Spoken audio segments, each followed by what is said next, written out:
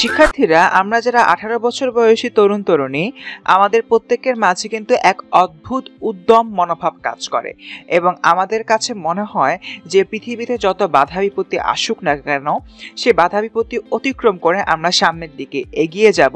দিন শেষে আমরা কিন্তু আমাদের যে লক্ষ্যটি রয়েছে সে লক্ষ্যের প্রতি সবসময় অবিচল থাকার আপ্রাণ চেষ্টা করে থাকি এবং আমাদের যে এই 18 বছর বয়সটি রয়েছে এই বয়সেরই এই গুণের কারণে মূলত এই ধরনের আচরণ এই বয়সের তরুণ তরুণীরা করে থাকে। এবং এমন একটি জায়গা থেকে সুকান্ত ভট্টাচার্য রচনা করেছেন 18 বছর বয়স কবিতাটি, যেটি কিনা একাদশ দ্বাদশ শ্রেণী বাংলার প্রথম পত্রের অত্যন্ত গুরুত্বপূর্ণ একটি কবিতা। এবং আজকের ক্লাসে আমরা মূলত এই বিষয়টি নিয়ে পড়াশোনা করব এবং আজকে আমরা 18 বছর বয়স এই কবিতাটির পর্ব 1 নিয়ে আলোচনা করব, যেখানে এই কবিতার লেখক পরিচিতি, পাঠ পরিচিতি এবং শব্দার্থ ও টিকা মানে সবচেয়ে কঠিন যে জায়গাটি সেগুলো নিয়ে আলোচনা করছি। আর এই যে গুরুত্বপূর্ণ কবিতাটি রয়েছে এই কবিতাটি নিয়ে টেলমির স্কুলের তরফ থেকে আমি মাহবুবুল নেওয়াজ ফারসিম চলে এসেছি তোমাদের কাছে। তাহলে চলো শিক্ষার্থীরা দেরি না করে এখনই শুরু করে ফেলি। শিক্ষার্থীরা আমাদের লক্ষ্য করতে হবে প্রথমে কবি পরিচিতি নিয়ে। এই যে এই মুহূর্তে আমি যে ছবিটি দেখতে পাচ্ছি তিনি হচ্ছেন মূলত সুকান্ত ভট্টাচার্য। সুকান্ত ভট্টাচার্য জন্মগ্রহণ করেছেন 1926 খ্রিস্টাব্দের 15ই আগস্ট। তার মানে শিক্ষার্থীরা আমাদের কিন্তু তার যে জন্ম তারিখ এবং জন্মসালটি রয়েছে এটি অবশ্যই মনে রাখতে হবে। এরপর জানতে হবে তার পৈতৃক নিবাস কোথায় ছিল। তার পৈতৃক নিবাস ছিল গোপালগঞ্জ জেলার কোটালী পাড়ায়। তার মানে শিক্ষার্থীরা আমরা কিন্তু এভাবেই মনে রাখতে পারি যে আমাদের সুকান্ত ভট্টাচার্য জন্মগ্রহণ করেছেন 1926 সালের 15ই আগস্ট এবং তার পৈতৃক নিবাস গোপালগঞ্জ জেলার কোটালীপাড়ায়। এখন এটি মনে রাখার একটি খুবই সুন্দর বুদ্ধি রয়েছে। কি বুদ্ধি? শিক্ষার্থীরা আমরা কিন্তু জানি বাংলাদেশে জাতীয় শোক দিবস হচ্ছে 15ই আগস্ট এবং এই 15ই আগস্ট তারিখে মূলত বঙ্গবন্ধু শেখ মুজিবুর রহমানকে নৃশংসভাবে হত্যা করা হয়েছিল। তার মানে আমরা কিন্তু এই তারিখ দিয়ে খুব সহজে মনে রাখতে পারি সুকান্ত ভট্টাচার্য জন্মগ্রহণ করেছেন 15ই আগস্ট তারিখে। এরপর পৈতৃক নিবাসের দিকে লক্ষ্য করো, তার পৈতৃক নিবাস হচ্ছে গোপালগঞ্জ জেলার কোটালীপাড়ায়।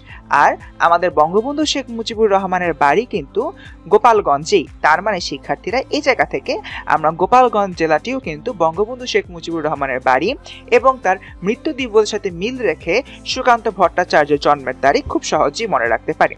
এবার চলো শিক্ষার্থীরা আমরা পড়ি এই যে আমাদের সুকান্ত ভট্টাচার্য রয়েছেন তার পিতার নাম কি। তার পিতার নাম হচ্ছে নিবারণ চন্দ্র ভট্টাচার্য এবং মায়ের নাম হচ্ছে সুনীতি দেবী। এই নাম দুটি আমাদের অবশ্যই মনে রাখতে হবে। এখন কথা হচ্ছে আমাদের এই সুকান্ত ভট্টাচার্য যিনি আছেন তার চারিত্রিক বৈশিষ্ট্য কেমন ছিল। তিনি ছোটবেলা থেকে ছিলেন অত্যন্ত রাজনীতি সচেতন, মানে তার যে রাষ্ট্রটি রয়েছে বা রাষ্ট্রের যে নীতি রয়েছে বা যে রাজনীতি রয়েছে সে রাজনীতি কেমন হতে পারে, কিভাবে দেশের মানুষের কল্যাণ বয়ে আনতে পারে, এই বিষয়গুলো নিয়ে তিনি অনেক ভাবতেন এবং এই জায়গা থেকে তিনি হয়ে উঠেছেন মূলত রাজনীতি সচেতন। তিনি দৈনিক স্বাধীনতার কিশোর সভা অংশের প্রতিষ্ঠাতা ছিলেন। তার মানে দৈনিক স্বাধীনতা এর কিশোর সভা অংশের একটি অংশের নাম হচ্ছে কিশোর সভা, এখানকার প্রতিষ্ঠাতা ছিলেন কবি সুকান্ত ভট্টাচার্য এবং মৃত্যুর পূর্ব পর্যন্ত তিনি এর সম্পাদকের দায়িত্ব পালন করেছেন। তার মানে সুকান্ত ভট্টাচার্য কিশোর সভা অংশের যে প্রতিষ্ঠাতা ছিলেন এর দায়িত্ব পালন করেছেন মৃত্যুর পূর্ব পর্যন্ত। এরপর দেখি সুকান্ত তার কাব্যে অন্যায় অবিচার, শোষণ বঞ্চনার বিরুদ্ধে বিদ্রোহ, বিপ্লব ও মুক্তির আহ্বান জানিয়েছেন। শিক্ষার্থীরা লক্ষ্য করো, এটি হচ্ছে সুকান্ত ভট্টাচার্যের কাব্যের বৈশিষ্ট্য। কি কি কাব্যের বৈশিষ্ট্য? অন্যায় অবিচারের বিরুদ্ধে কথা বলা, শোষণ বঞ্চনার বিরুদ্ধে কথা বলা এবং মুক্তির আহ্বান জানানো। তার মানে শিক্ষার্থীরা তিনি মূলত বিদ্রোহী বা বিপ্লবী যে কবিতাগুলো রয়েছে এগুলো রচনা করেছেন এবং দিন শেষে সেসবগুলোতে তিনি অন্যায় অবিচার ও শোষণ বঞ্চনার বিরুদ্ধে কথা বলতে ইচ্ছা প্রকাশ করেছেন। এরপর দেখি বাংলাদেশ স্বাধীনতা যুদ্ধের সময় তার কবিতা মুক্তিকামী বাঙালি মনে বিশেষ শক্তি ও সাহস জুগিয়েছে। শিক্ষার্থীরা খুবই স্বাভাবিক নয় কি বিষয়টি, যে ব্যক্তি শোষণ বঞ্চনার বিরুদ্ধে কাজ করছেন বা বিপ্লব ও মুক্তির জন্য কবিতা লিখছেন, বাংলাদেশ যখন স্বাধীনতা অর্জন করতে যায় বা মুক্তিযুদ্ধে অংশগ্রহণ করে ঠিক সেই সময় কিন্তু আমাদের প্রয়োজন হয়েছিল প্রচুর পরিমাণে মানসিক শক্তি ও মানসিক সাহস। ঠিক এই জায়গা থেকে এই শক্তি ও সাহস জুগিয়েছিল সুকান্ত ভট্টাচার্যের শোষণ বঞ্চনার বিরুদ্ধে লিখিত কবিতাগুলো। আশা করি শিক্ষার্থীরা এই জায়গাটি তোমরা বুঝতে পেরেছ। শিক্ষার্থীরা এরপর আমরা দেখতে পাবো কবি সুকান্ত ভট্টাচার্যের যে কাব্যগ্রন্থ রয়েছে সেগুলো। তবে এখানে গুরুত্বপূর্ণ বিষয় হচ্ছে ছাড়পত্র। এটি হচ্ছে সুকান্ত ভট্টাচার্যের অন্যতম গুরুত্বপূর্ণ একটি কাব্যগ্রন্থ। এই কাব্যগ্রন্থের নামটি আমাদের অবশ্যই মনে রাখতে হবে। এছাড়া তার অন্যান্য কাব্যগ্রন্থ হচ্ছে ঘুম নেই, পূর্বাভাস। অর্থাৎ শিক্ষার্থীরা ছাড়পত্র তার বিখ্যাত কাব্যগ্রন্থ এবং তার অন্যান্য কাব্যগ্রন্থ হচ্ছে ঘুম নেই, পূর্বাভাস। অন্যান্য রচনার মধ্যে রয়েছে মিছে করা, অভিযান, হরতাল ইত্যাদি। শিক্ষার্থীরা এই যে হরতাল অন্যান্য রচনার মধ্যে যে রয়েছে এটি অবশ্যই মনে রাখবে, এটি অত্যন্ত গুরুত্বপূর্ণ। এরপর দেখি তিনি ফ্যাসি বিরোধী লেখক শিল্পী সংঘের পক্ষে আকাল নামে একটি কাব্যগ্রন্থ সম্পাদনা করেন। শিক্ষার্থীরা এখানে আমাদের বুঝতে হবে ফ্যাসি বিরোধী এটি কি। এই শব্দটি এসেছে ফ্যাসিবাদ থেকে। ফ্যাসিবাদ শব্দের অর্থ হচ্ছে এক নায়কতন্ত্র প্রতিষ্ঠা করা। অনেক সময় শিক্ষার্থীরা দেখা যায় না যে কোনো একটি রাষ্ট্রে দেখা যাচ্ছে যে একজন ব্যক্তি বারংবার দেশকে পরিচালনা করে যাচ্ছেন, 10 বছর 20 বছর করে দেশকে পরিচালনা করে যাচ্ছেন, সরকারের পরিবর্তন হচ্ছে না বা সেখানে গণতন্ত্রের কোনো প্রকার চর্চা হচ্ছে না। সেটি হচ্ছে আমরা বলতে পারি যে ফ্যাসিবাদ রাষ্ট্র বা ফ্যাসিবাদী রাষ্ট্র, যেখানে একজন ব্যক্তি দীর্ঘদিন ধরে একটি রাষ্ট্র পরিচালনা করে আসছে। আমরা ইতিহাসে এই ধরনের অনেক উদাহরণ দেখতে পাই, যেমন গাদ্দাফি অত্যন্ত গুরুত্বপূর্ণ একটি উদাহরণ। এমন একটি জায়গা থেকে শিক্ষার্থীরা আমরা বুঝতে পারলাম ফ্যাসিবাদ কি। ঠিক এই জায়গা থেকে কবি সুকান্ত ভট্টাচার্য ছিলেন ফ্যাসি বিরোধী একজন লেখক। তার কারণ হচ্ছে তিনি মনে করতেন একজন শাসক কখনোই সব সময় সঠিকভাবে রাষ্ট্র বারংবার পরিচালনা করতে পারেন না, কিংবা তার চেয়ে বড় যে বিষয়টি তিনি মনে করতেন সেটি হচ্ছে দিন শেষে প্রতিটি রাষ্ট্রে গণতন্ত্রের চর্চা করা অত্যন্ত গুরুত্বপূর্ণ একটি বিষয়। এই বিষয়টি মূলত এখানে বোঝানো হয়েছে এবং ফ্যাসি বিরোধী লেখক হিসেবে শিল্পী সংঘের পক্ষে আকাল নামে তিনি একটি কাব্যগ্রন্থ সম্পাদনা করেছিলেন। আশা করি শিক্ষার্থীরা এই বিষয়টি মনে থাকবে। তবে শিক্ষার্থীরা এখানে একটি দুঃখের বিষয় রয়েছে, যেটি হচ্ছে 1947 খ্রিস্টাব্দে 13ই মে মাত্র 21 বছর বয়সে কবি সুকান্ত ভট্টাচার্য মৃত্যুবরণ করেন। দেখো শিক্ষার্থীরা, তিনি কিন্তু তরুণ অবস্থায় মারা গিয়েছেন। এমন একটি জায়গা থেকে এই ক্ষণজন্মা কবি কিন্তু অসংখ্য কবিতা লিখেছেন এবং বিদ্রোহ করেছেন তার লেখনীর মাধ্যমে শোষণ ও বঞ্চনার বিরুদ্ধে। এই বিষয়গুলো আমাদের অবশ্যই মনে রাখতে হবে। শিক্ষার্থীরা এবার আমরা পড়ব পাঠ পরিচিতি নিয়ে। আসো, সুকান্ত ভট্টাচার্য 18 বছর বয়স এই যে কবিতাটি রয়েছে এটি কিন্তু নেওয়া হয়েছে ছাড়পত্র কাব্যগ্রন্থ থেকে বা ছাড়পত্র কাব্যগ্রন্থ থেকে এটি সংকলিত করা হয়েছে এবং এই ছাড়পত্র কাব্যগ্রন্থটি প্রকাশিত হয়েছে 1948 খ্রিস্টাব্দে। এই বিষয়টি আমাদের মনে রাখতে হবে। এরপর দেখি আমরা এই কবিতায় কবি নিজের অভিজ্ঞতার আলোকে বয়ঃসন্ধিকালের বৈশিষ্ট্যকে তুলে ধরেছেন। শিক্ষার্থীরা, আমরা কিন্তু একদম ক্লাসের শুরুতে একটি কথা বলে দিয়েছিলাম যে দেখো যে আমাদের যে বয়ঃসন্ধিকাল বা 18 বছর বয়সী যে তরুণ তরুণীরা রয়েছেন তাদের ভেতরে যে উদ্যমের মনোভাবটি বা তারা যে কোনো অন্যায় এবং অত্যাচারের বিরুদ্ধে রুখে দাঁড়াতে পারে এরকম যে মনোভাব রয়েছে সেটি এখানে প্রকাশিত হয়। এমন একটি জায়গা থেকে শিক্ষার্থীরা আমি এখন কিছু আন্দোলনের কথা বলছি। কিছুদিন আগেই কিন্তু শিক্ষার্থীরা আমাদের দেশে একটি বড় রকমের ছাত্র আন্দোলন হয়েছিল, যে ছাত্র আন্দোলনের মূল উপযোগ্য বিষয় ছিল যে রাস্তাঘাটে যে সড়ক দুর্ঘটনাগুলো হয় সেই সড়ক দুর্ঘটনা প্রতিহত করতে। তার মানে দেখো শিক্ষার্থীরা, সড়ক দুর্ঘটনা প্রতিহত করতে মূলত ছাত্ররা আন্দোলন করে। এই যে ছাত্রছাত্রীরা আন্দোলন করেছে তাদের কারোরই বয়স কিন্তু 30 ঊর্ধ্ব নয়, কিংবা তাদের কারোরই বয়স কিন্তু 25 ঊর্ধ্ব নয়, আরও হয়তো তারা ছোট। তারা হয়তো বেশিরভাগ স্কুলে যাচ্ছে বা কলেজে যাচ্ছে বা বিশ্ববিদ্যালয়ে যাচ্ছে। এমন একটি জায়গা থেকে যদি আমরা চিন্তা করি এই সকল ছাত্রছাত্রীরা কিন্তু সবাই বয়ঃসন্ধি কালের ভেতর দিয়ে যাচ্ছে। তার মানে বয়ঃসন্ধি কালের একটি অত্যন্ত গুরুত্বপূর্ণ বৈশিষ্ট্য হচ্ছে উত্তেজনা, প্রবল আবেগ এবং উচ্ছ্বাস, এবং এসব জায়গা থেকে জীবনের ঝুঁকি নেবার জন্য এক আগ্রহ। এই যে আমি তরুণ তরুণীদের কথা বললাম যারা স্কুলে যাচ্ছিল বা কলেজে যাচ্ছিল বা বিশ্ববিদ্যালয়ে যাচ্ছিল, তারা কিন্তু ঠিকই সড়ক দুর্ঘটনার বিরুদ্ধে আন্দোলনে নেমেছিল। তার কারণ তাদের বয়সটি এমন, সেই বয়সের কারণেই তারা এসব বিষয়ে উত্তেজিত হয়ে পড়েছে, প্রবল আবেগ প্রকাশ করেছে এবং উচ্ছ্বাসিত হয়েছে। শুধু তাই নয়, এসব ক্ষেত্রে জীবনের ঝুঁকি নিতেও কিন্তু তাদের মাথায় দ্বিতীয় কোনো চিন্তা আসেনি। এই বয়স মূলত অদম্য দুঃসাহসে সকল বাধা বিপদকে পেরিয়ে যাওয়ার বয়স। তার মানে এই বয়সে আমরা যাবতীয় বাধা বিপদকে পেরিয়ে যেতে চাই, আমাদের যে সাহসটি রয়েছে সে সাহসটি বের করতে চাই এবং অন্যায়ের বিরুদ্ধে মাথা উঁচু করে দাঁড়াতে চাই। অর্থাৎ এই যে 18 বছর বয়সটি রয়েছে বা বয়ঃসন্ধি কালটি রয়েছে, এই বয়সের ধর্মই হচ্ছে দুঃসাহস প্রকাশ করে বাধা বিপত্তিকে পেরিয়ে যাওয়া কিংবা মাথা উঁচু করে অন্যায়ের বিরুদ্ধে দাঁড়ানো। এবং এই বয়সে ধর্মই হলো আত্মত্যাগ করা। দেখো শিক্ষার্থীরা, আমরা যদি আমাদের মহান মুক্তিযুদ্ধের কথা চিন্তা করি, মহান মুক্তিযুদ্ধে যারা যারা মুক্তিযুদ্ধে অংশগ্রহণ করেছিলেন তারা কিন্তু জানতেন এই মুক্তিযুদ্ধে যাওয়া মানে নিজের জীবনকে বিলীন করে দেওয়ার একটি সম্ভাবনা জেগে ওঠা। এবং এই মুক্তিযুদ্ধে যারা গিয়েছে তারা কিন্তু বেশিরভাগ ক্ষেত্রে দেখা গিয়েছে দেশপ্রেমিক, এবং তাদের কারোরই বয়সে কিন্তু 30 নয়, অর্থাৎ তারা কিন্তু সবাই তরুণ ছিলেন। ঠিক এমন একটি জায়গা থেকে তারা আত্মত্যাগের মহান মন্ত্রে উজ্জীবিত ছিলেন। কেন তারা আত্মত্যাগ করবেন? দেশের জন্য। কেন তারা আত্মত্যাগ করবেন?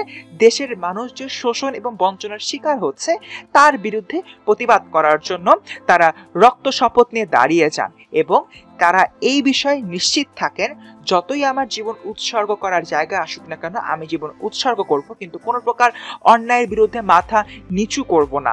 এবং এই জায়গা থেকে তারা আঘাত ও সংঘাতের মধ্য দিয়ে রক্ত শপথ নিয়ে ঝাঁপিয়ে পড়ে যে কোনো ধরনের আন্দোলনে। শুধু তাই নয়, পাশাপাশি সমাজ জীবনের নানা বিকার, অসুস্থতা ও সর্বনাশের অভিঘাতে হয়ে উঠতে পারে এরা অত্যন্ত ভয়ঙ্কর। আশা করি শিক্ষার্থীরা এই যে জায়গাটি রয়েছে এটা তোমরা বেশ ভালো করে বুঝতে পেরেছ। এরপর আমরা পড়ব এই বয়সের আরো অন্যান্য বৈশিষ্ট্য সমূহ। দেখো, এই বয়সের আছে সমস্ত দুর্যোগ ও দুর্বিপাক মোকাবিলা করার এক অদম্য প্রাণশক্তি। তার মানে এই বয়সের বৈশিষ্ট্যই এটি। 18 বছর বয়সী তরুণ তরুণীদের অন্যতম গুরুত্বপূর্ণ বৈশিষ্ট্য হচ্ছে তারা খুব সুন্দরভাবে নিজেদের সাহসটি প্রকাশ করতে পারে, সাহসিকতার সাথে যে কোনো কাজ করতে পারে। ফলশ্রুতিতে তারুণ্য ও যৌবন শক্তি দুর্বার বেগে এগিয়ে যায় প্রগতির পথে, এবং যৌবনের উদ্দীপনা, সাহসিকতা, দুর্বার গতি, নতুন জীবন রচনার স্বপ্ন এবং কল্যাণ ব্রত, এসব বৈশিষ্ট্যের জন্যই কবি প্রত্যাশা করেছেন নানাবিধ সমস্যা পীড়িত যে দেশগুলো রয়েছে সেই দেশগুলোতে যাতে তরুণরা সামনের দিকে এগিয়ে আসে তাদের যৌবন শক্তি নিয়ে। ফলশ্রুতিতে সেই দেশটির চালিকা শক্তি পৌঁছে যাবে এক অনন্য শিখরে, যার কারণে সেই দেশটি কিন্তু খুব ভালো একটি পর্যায়ে চলে যাবে। ঠিক এই জায়গা থেকে শিক্ষার্থীরা আমরা 18 বছর বয়সী তরুণ তরুণীদের আরো কিছু বৈশিষ্ট্য সম্পর্কে জানলাম। কি কি? সেগুলো হচ্ছে অদম্য প্রাণ শক্তি, অদম্য যৌবন শক্তি, যৌবনের উদ্দীপনা, সাহসিকতা, দুর্বার গতি, নতুন জীবনের রচনার স্বপ্ন এবং কল্যাণ ব্রতী হওয়া। অর্থাৎ শিক্ষার্থীরা, এই বয়সের প্রতিটি মানুষ বা প্রতিটি তরুণ তরুণী কিন্তু দিন শেষে দেশের জন্য এক গুরুত্বপূর্ণ চালিকা শক্তি হয়ে দাঁড়ায় কিংবা দেশের জন্য এক সম্পদ হয়ে দাঁড়ায়। এবং এই জায়গা থেকে আমরা জানতে পারি যে আমাদের যে 18 বছর বয়স কবিতাটি রয়েছে এটি কোন ছন্দে রচিত? এটি মাত্রাবৃত্ত ছন্দে রচিত। মূলত শিক্ষার্থীরা এই সম্পূর্ণ জায়গা থেকে আমরা 18 বছর বয়স কবিতার যে বৈশিষ্ট্যগুলো রয়েছে সেগুলো জানতে পারলাম, এবং অন্যটি গুরুত্বপূর্ণ বিষয় জানতে পারলাম, সেটি হচ্ছে 18 বছর বয়স কবিতাটি মাত্রাবৃত্ত ছন্দে রচিত। আশা করি এই বিষয়গুলো তোমাদের অবশ্যই মনে থাকবে। শিক্ষার্থীরা, এবার চলে আসবো আমরা শব্দার্থ টিকা নিয়ে, এবং সবসময় আমি বলে থাকি এই জায়গাটি কিন্তু অত্যন্ত গুরুত্বপূর্ণ এবং আমার কাছে ব্যক্তিগতভাবে অত্যন্ত কঠিন লাগে। তাহলে চলো শিক্ষার্থীরা, দেরি না করে এখনই আমরা শুরু করে ফেলি শব্দার্থ ও টিকা। দেখো, 18 বছর বয়স কি দুঃসহ? তার মানে এখানে বোঝানো হচ্ছে যে 18 বছর বয়সে যে সকল তরুণ তরুণীরা থাকে তারা কিন্তু নির্ভীক হয়ে দাঁড়িয়ে যায়, তাদের ভেতরে আর নির্ভরশীলতা বিষয়টি থাকে না। 18 বছর বয়সের আগ পর্যন্ত কিন্তু আমরা দিন শেষে মা বাবার উপরে শতভাগ নির্ভরশীল থাকি। হয়তো আমি একদম ছোটবেলায় নিজের হাতে খেতে পারতাম না, নিজের হাতে নিজেকে পরিষ্কার করতে পারতাম না, ঠিক সেই সময় কিন্তু আমরা আমাদের মা বাবার উপরে শতভাগ নির্ভরশীল থাকতাম প্রথমত। দ্বিতীয়ত, যখন আস্তে আস্তে বড় হতাম আমাদের কিন্তু নিজেদের কোনো আয়ের উৎস ছিল না। আমরা কিন্তু যে কোনো জায়গায় যেতে, হয়তো বন্ধুদের সাথে ঘুরতে যাব, হয়তো কোথাও একটু খেতে যাব, তখন কিন্তু মা বাবার কাছে আমরা এসে যে এই অর্থের বিষয়টি চাইতাম, এবং দিন শেষে কিন্তু আমাদের মা বাবা সেটি আমাদেরকে দিত।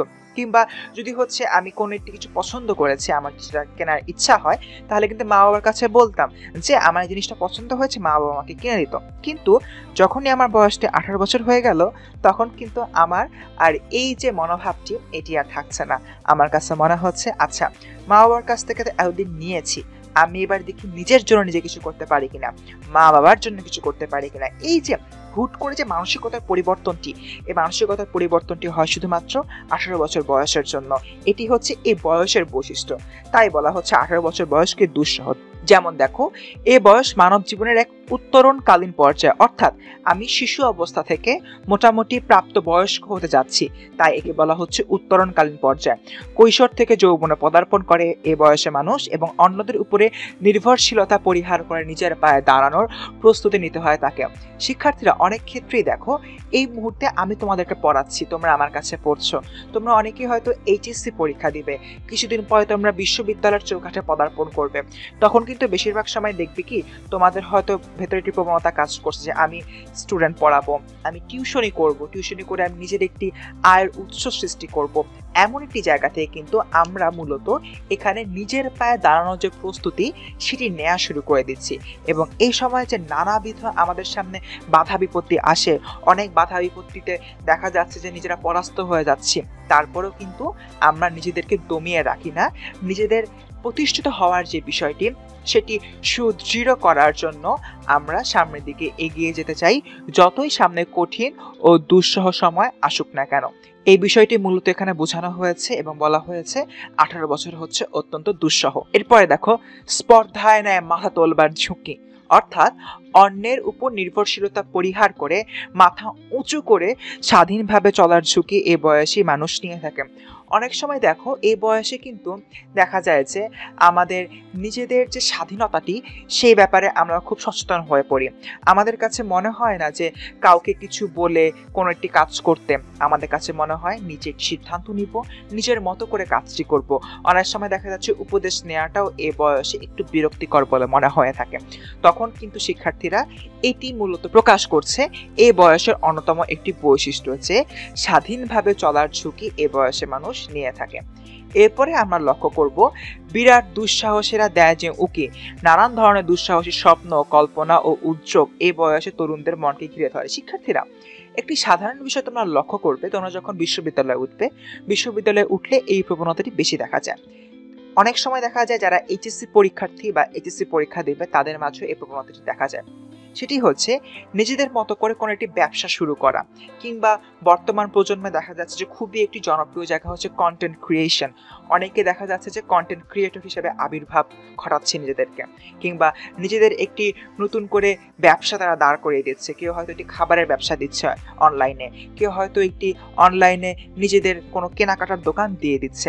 এই যে শিক্ষার্থীরা দেখো, এই যে বিষয়টি, অবশ্যই আমি যখন একটি নিজেদের দোকান দিব, সেখানে কিন্তু লাভ ক্ষতির অনেক বড় একটি ব্যাপার রয়েছে, তার উপরে আমি অভিজ্ঞ না, ক্ষতি হওয়ার সম্ভাবনা অনেক বেশি। আমি যখন একজন কন্টেন্ট ক্রিয়েটর হিসেবে নিজেকে আবির্ভাব ঘটাবো, তখন কিন্তু শিক্ষার্থীরা সেখানে অনেক বড় ঝুঁকি থেকে থাকে। আমি হয়তো জানি না এখন কন্টেন্ট ক্রিয়েটরদের কি অবস্থা, বা তাদের কন্টেন্টগুলো কেমন হওয়া প্রয়োজন, কিভাবে নিজের কন্টেন্টগুলো আমি সকলের সামনে আকর্ষণীয় করে তুলতে পারবো, আমি কিন্তু এই বিষয়গুলো জানি না। দিন শেষে দেখা যাচ্ছে যে আমি তবুও একটু হলেও ঝুঁকি নিচ্ছি, দুঃসাহসী স্বপ্নটি বাস্তবায়ন করার জন্য উদ্যোগ নিচ্ছি। তার মানে এক কথা যদি আমি চিন্তা করি, তাহলে কিন্তু এই বিষয়টি খুব ভালো করে আমরা বুঝতে পারবো যে এই বয়সে তরুণদের ভেতরে দুঃসাহসী স্বপ্ন, কল্পনা ও নানাবিধ উদ্যোগ মনকে ঘিরে ধরে। এরপর দেখি, 18 বছর বয়স জানে না কাঁদা। দেখো, এখানে কাঁদা বলতে মূলত কান্নাকে বোঝানো হচ্ছে। এই বয়সে আমরা যখন যৌবনে পদার্পণ করি, আমরা হয়ে উঠি আত্মপ্রত্যয়ী। ফলশ্রুতিতে আমরা নিজের জীবনকে স্বাধীনভাবে উপভোগ করতে চাই। শুধু তাই নয়, শৈশব কৈশোরের যে পরনির্ভরতার দিনগুলোতে কান্না ছিল, এই বয়সের স্বভাব বৈশিষ্ট্য তাকে সচেতনভাবে মুছে ফেলতে উদ্যোগী হয়। শিক্ষার্থীরা, খুবই একটি সাধারণ উদাহরণ এখানে দিই। যখন একজন শিক্ষার্থী এইচএসসি পরীক্ষার পরে বিশ্ববিদ্যালয়ের চৌকাঠে পদার্পণ করে, তার মা বাবা কিন্তু অনেকাংশে তার উপর নির্ভর করা শুরু করে, এবং এটি তারা বুঝতে শুরু করে যে না, আমার যে ছেলেটি রয়েছে বা আমার যে মেয়েটি রয়েছে, সে এখন নিজের ব্যাপারে সিদ্ধান্ত গ্রহণ করতে পারদর্শী। এমন একটি জায়গা থেকে কিন্তু আমাদের মা বাবারা অনেকাংশে আমাদেরকে ছেড়ে দেয়। তাদের কাছে যে আমরা এতদিন ছিলাম, তাদের ব্যাপারে যে তাদের অনুমতি ছাড়া আমরা কোনো কাজ করতে পারতাম না, সেই দিক থেকে কিন্তু আমরা অনেক ছাড় পেতে থাকি। তখন শিক্ষার্থীরা, এই যে আগে হয়তো যখন আমি স্কুলে পড়তাম, যখন আমি কলেজে যেতাম, তখন হয়তো আমি কোনো একটি বিষয় চাচ্ছি মা বাবার কাছে, আমি হয়তো বলছি যে আমি আমার বন্ধুদের সাথে ঢাকার বাইরে ঘুরতে যাব, কিংবা হয়তো বলছি যে আমি অমুক একটি কাজ করতে নেব। মা বাবারা সবসময় এটি নিয়ে ভয় পেতেন যে তাদের একমাত্র সন্তান বা তাদের সন্তান এখানে কথা বলছে, সন্তানের কোনো বিপদ আপদ হবে কিনা, যেহেতু আমার বয়স কম, আমি অনেক কিছু বুঝতে পারছি না, এগুলো ভেবে কিন্তু মা বাবা হয়তো বেশিরভাগ ক্ষেত্রেই আমাদেরকে সেসব কাজগুলো করতে মানা করতেন। কিন্তু শিক্ষার্থীরা যদিও এটি আমাদের ভালোর জন্য তারা মানা করতেন, কিন্তু ছোট বয়স থেকে আমরা সেটি মানতে পারতাম না। আমরা হয়তো নিজেরা মনে মনে কাঁদতাম, কিংবা হয়তো দরজা বন্ধ করে একা একা কাঁদতাম। এমন একটি জায়গা থেকে শিক্ষার্থীরা 18 বছর বয়সে যখন মা বাবারা তাদের সব জায়গা থেকে আমাদেরকে ছাড় দিয়ে থাকেন, ঠিক তখন কিন্তু পূর্বের যে কান্নার দিনগুলো ছিল, সে কান্নার দিনগুলো সচেতনভাবে আমরা মুছে ফেলতে উদ্যোগী হই, এবং যে বিষয়গুলো আমরা আগে অর্জন করতে পারিনি সেই বিষয়গুলো অর্জন করার জন্য আমরা এখন ধীরে ধীরে কাজ করা শুরু করি। আমরা হয়তো যে কোনো সময় মা বাবাকে বলে আমার বিশ্ববিদ্যালয়ের বন্ধুদের সাথে ঘুরতে যেতে পারি কোথাও, এবং এক্ষেত্রে মা বাবাও কিন্তু অতটা বাধা দেন না, কিংবা তারা কিন্তু বলেন না যে যেও না, সর্বোচ্চ এটিই বলেন যেখানেই যাও না কেন আমাদের সাথে যোগাযোগ করে ফোন দিও, এটুকু। কিন্তু দিন শেষে ছোটবেলার যে একটি বাধা ছিল যে কোনো একটি কাজ করার ব্যাপারে, কোনো একটি সিদ্ধান্ত গ্রহণ ব্যাপারে, তখন কিন্তু যখন আমরা 18 বছর বয়সী হয়ে গিয়েছি তখন কিন্তু সে বাধাটি আর থাকে না, কারণ তখন আমরা নিজেরা বুঝতে শুরু করেছি। তাই এই জায়গা থেকে পূর্বের যে পরনির্ভরতার সময় কান্নাগুলো ছিল, সে কান্নাগুলো আমরা সচেতনভাবে মুছে ফেলতে উদ্যোগী হই, তাই আলোকযুক্তিটি করা হয়েছে। শিক্ষার্থীরা এরপরে আমরা দেখি এ বয়স যেন রক্তদানের পুণ্য। দেখো শিক্ষার্থীরা, রক্তদানের পুণ্য এর ক্ষেত্রে আমি দুটো বিষয় বলবো। একটি এই যে পংক্তিটি রয়েছে, পংক্তিটি কি বুঝিয়েছে, আরেকটি বর্তমান প্রেক্ষাপটে। প্রথমটি, এই বয়স যেন রক্তদানের পুণ্য। এই বয়সে মানুষ হয়ে ওঠে এক অদম্য সাহসী ব্যক্তি।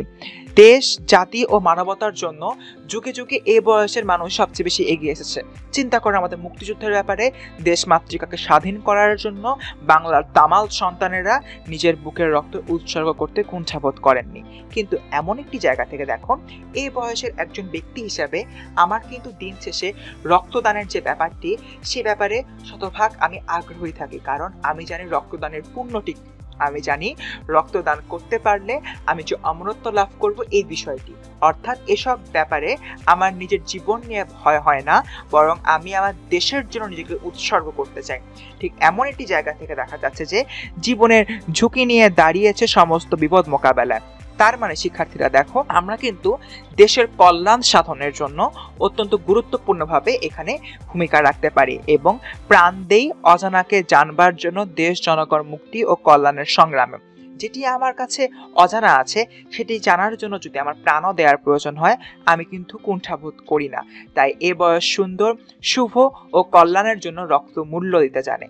এটি হচ্ছে শিক্ষার্থীরা এই যে পংক্তিটি রয়েছে, এই পংক্তিটির একদম সঠিক ব্যাখ্যা। এখন শিক্ষার্থীরা বর্তমান প্রেক্ষাপটে চিন্তা করো, বর্তমান প্রেক্ষাপটে রক্তদানের পুণ্যটি আমরা কিভাবে চিন্তা করি। দেখো শিক্ষার্থীরা, আমাদের চারপাশে বা আমাদের সমাজে কিন্তু অনেক ধরনের ব্লাড ব্যাংক রয়েছে, বা অনেক ধরনের এই সংস্থা রয়েছে যারা মানুষের রক্ত নিজেরা সংরক্ষণ করে থাকে এবং পরবর্তীতে যে কোনো মুমূর্ষু রোগীর জন্য তারা রক্ত সরবরাহ করে থাকে। শিক্ষার্থীরা লক্ষ্য করো, আমরা হয়তো অনেকেই এই রক্তদানের সাথে জড়িত আছি। আমরা যারা রক্তদানের সাথে জড়িত তাদের বেশিরভাগের বয়সই কিন্তু এই 18 বছর, 20 বছর, 21-22 বছর, এমনই। ঠিক এমন একটি জায়গা থেকে আমরা কিন্তু এই বয়সের মানুষদের কাছ থেকে রক্তগুলো গ্রহণ করি, এবং শুধু তাই নয়, এই বয়সের মানুষ যারা রয়েছে তারাই মূলত রক্তগুলো দিতে আগ্রহী থাকে। তার কারণ হচ্ছে আমরা জানি রক্তদানের পুণ্য, কারণ আমরা জানি একজন মানুষ যদি বেঁচে যায় তাহলে শুধু সেই মানুষটি বেঁচে যাবে না, সাথে তার পরিবারটি বেঁচে যাবে। হয়তো একজন মানুষের এই মুহূর্তে 2 ব্যাগ রক্ত দরকার, সে 2 ব্যাগ রক্ত না পেলে সে হয়তো মারা যাবে। সে যদি মারা যায়, হয়তো সেই হচ্ছে তার পরিবারের একমাত্র উপার্জনক্ষম ব্যক্তি। ওই ব্যক্তি মারা যাওয়া মানে ওই ব্যক্তির সাথে সাথে তার সম্পূর্ণ পরিবারটি মারা যাওয়া। তাই কিন্তু এই বিষয়গুলো অনুভব করে এই যে ছোট বয়সের যে বাচ্চারা রয়েছে, এখানে আমি অবশ্যই 18 বছর বয়সী তরুণ তরুণীদের কথাই বলছি, তারা কিন্তু ঠিকই রক্তদানে আগ্রহী হয়ে ওঠে। এমন একটি জায়গা থেকে শিক্ষার্থীরা আমরা বুঝতে পারি যে এ বয়স সুন্দর ও শুভ কল্যাণের জন্য রক্ত মূল্য দিতে জানে বা রক্ত প্রদান করতে জানে। আশা করি শিক্ষার্থীরা দুটি জায়গা থেকে ব্যাখ্যা করলাম, এই বিষয়টি তোমাদের অবশ্যই মনে থাকবে।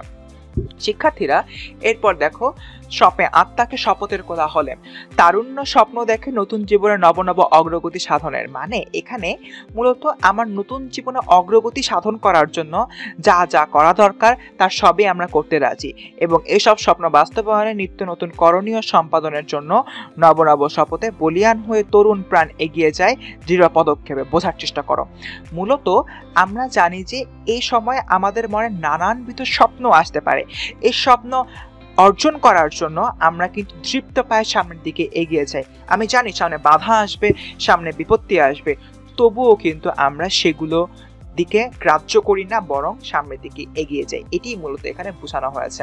এরপর তাজা তাজা প্রাণে অসহ্য যন্ত্রণা, চারপাশের অন্যায়, অত্যাচার, শোষণ, পীড়ন, সামাজিক বৈষম্য ও ভেদাভেদ থেকে আমরা যারা রয়েছি আমরা কিন্তু অসহ্য যন্ত্রণা প্রকাশ করে থাকি। দেখো, আমাদের দেশ যতগুলো আন্দোলন হয়েছে আমরা নিজেরাই দেখেছি। শাহবাগে গণজাগরণ মঞ্চের আন্দোলন দেখেছি, আমরা দেখেছি সড়ক দুর্ঘটনার সময় সড়ক বিরোধী আন্দোলন আমরা দেখেছি। এই সকল যে আন্দোলনগুলো রয়েছে, এই আন্দোলনের নেতৃত্ব কারা দিয়েছে? নেতৃত্ব দিয়েছে তরুণ প্রজন্ম।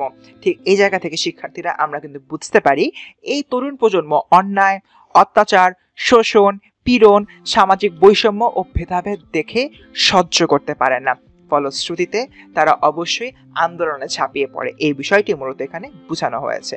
এরপর দেখি এ বয়স প্রাণ তীব্র আর প্রখর, অর্থাৎ এ বয়সের কিন্তু মানুষের অনুভূতির তীব্রতা অত্যন্ত সুগভীর থাকে এবং সংবেদনশীল থাকে।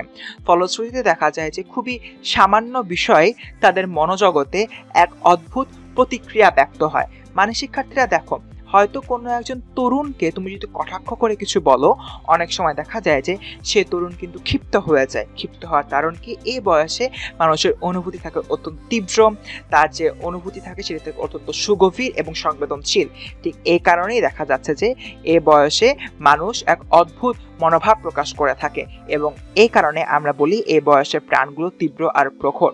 এই বয়সে কানে আসে কত যে মন্ত্রণা।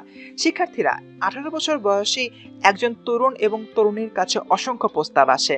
তাদের কাছে ভালো প্রস্তাব আসে, তাদের কাছে মন্দ প্রস্তাব আসে। তারা নানানবিধ মতবাদ সম্পর্কে জানতে পারে, নানানবিধ ভাব ধারণার সম্পর্কে জানতে পারে। অনেক সময় দেখা যাচ্ছে যে একজন তরুণ কিংবা একজন তরুণী এই সময় ভালো এবং মন্দ কোনটি, ইতিবাচক এবং নেতিবাচক বিষয় কোনটি, এত কিছু তার কাছে একবারে আসার কারণে তারা হয়তো বুঝতে পারে না। হয়তো তারা ভুল করে ফেলে, ভুল থেকে শেখে, ভুল থেকে শেখে তারা সঠিক পথে চলে আসে। ঠিক এমন একটি জায়গা থেকে দেখো শিক্ষার্থীরা, ভালো মন্দ, ইতিবাচক নেতিবাচক সবকিছু এই মুহূর্তে আসে। প্রশ্ন হচ্ছে কিভাবে এই ভালো কোনটি মন্দ কোনটি এটি আমাদের বুঝতে হবে, বা এটি আমরা কিভাবে বাঁচবো এখান থেকে। ঠিক এই জায়গা থেকে শিক্ষার্থীরা আমি বলতে চাচ্ছি সেটি হলো, এই সময় তরুণরা যতটা নিজেদের ব্যাপারে চিন্তা করবে, নিজের আশেপাশের মানুষদের ব্যাপারে চিন্তা করবে কিংবা নিজেদের বিবেককে কাজে লাগাবে, তখনই তারা ভালো মন্দ, ইতিবাচক নেতিবাচক এই বিষয়গুলোর মধ্যে সুন্দর একটি পার্থক্যের রেখা টানতে পারবে। এবং তখনই কিন্তু এই যে তরুণরা রয়েছে তাদের জন্য এই পৃথিবীটি হয়ে উঠবে অত্যন্ত সুন্দর এবং তারা সব ভালো বিষয়গুলো, ইতিবাচক বিষয়গুলো গ্রহণ করতে পারবে।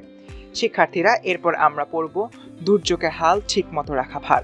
মানে শিক্ষার্থীরা, এই জীবনের সন্ধিক্ষণে শারীরিক, মানসিক, সামাজিক, রাজনৈতিক নানা জটিলতাকে অতিক্রম করতে হয়। অর্থাৎ এই সময় একজন ছেলের কিংবা একজন মেয়ের অনেক পরিবর্তন আসে। শারীরিক পরিবর্তন আসে, মানসিক পরিবর্তন আসে, তার চারপাশে সমাজের প্রতি তার দৃষ্টিভঙ্গির পরিবর্তন আসে, রাজনৈতিক নানানবিধ জটিলতা সম্পর্কে সে সচেতনভাবে জানতে পারে এবং এই বিষয়গুলো সে আস্তে আস্তে বুঝতে পারে। ঠিক তখনই তার সামনে হচ্ছে অনেক সময় দেখা যাচ্ছে যে নানাবিধ সমস্যা চলে আসে। তাছাড়া একই সাথে এ সময় ভালো সংবাদ আসে তার কাছে, মন্দ সংবাদ আসে তার কাছে, ইতিবাচক প্রস্তাব আসে, নেতিবাচক প্রস্তাব আসে। ঠিক এমন একটি জায়গা থেকে যদি সেই তরুণ কিংবা তরুণী নিজেকে সচেতন না করতে পারে, সচেষ্টভাবে নিজেকে পরিচালনা না করতে পারে, নিজের বিবেককে কাজে না লাগাতে পারে, যেটি একটু আগে আমি মাত্র বললাম, তখন কিন্তু তার পদস্খলন হওয়াটা অত্যন্ত স্বাভাবিক। ঠিক এই জায়গা থেকে এই সকল দুর্যোগে নিজের হাল ধরে রাখা বা নিজেকে নিয়ন্ত্রণে রাখা অত্যন্ত গুরুত্বপূর্ণ। যারাই নিয়ন্ত্রণে ধরে রাখতে পারে না বা নিয়ন্ত্রণ রাখতে পারে না, দিন শেষে দেখা যাচ্ছে যে তারা হয়তো নেশাগ্রস্ত হয়ে পড়েছে, তারা হয়তো বিপথে চলে গিয়েছে, কিংবা তারা হয়তো সমাজে নানাবিধ কুকর্ম করছে, কিংবা সমাজের জন্য একটি সমস্যা হয়ে দাঁড়িয়েছে সমাজের সম্পদ হওয়ার বদলে।